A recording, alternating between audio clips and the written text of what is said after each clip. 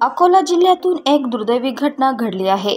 तुरीचा दाणा श्वास नलिकेत अडकून अवघ्या 3 वर्षाच्या चिमुकल्याचा मृत्यू झाला आहे। या घटनेमुळे संपूर्ण गावात हळहळ व्यक्त केली जात आहे। पोलिसांनी दिलेल्या माहितीनुसार अकोल्यातील अकोट तालुक्यातील पाटसूल गावात ही घटना घडली। योगीराज अमोल इसापुरे वय वर्ष 3 असं ह्या मृत चिमुकल्याचे नाव आहे। योगीराज हा आपल्या आजीसोबत घरी होता।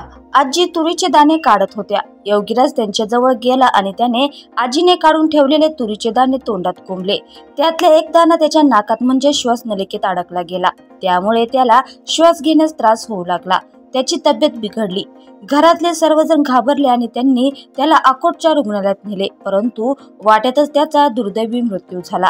या घटनेमुळे संपूर्ण गावात हळहळ व्यक्त केली जात आहे। योगीराज याच्या अचानक जाण्यामुळे कुटुंबियांवर दुःखाचा डोंगर कोसळला आहे। संपूर्ण गावातील लोक यावर शोक व्यक्त करत आहेत। वेळेवर रुग्णालयात पोहोचता न आल्याने चिमुकल्याला जीव गमवावा लागला आहे।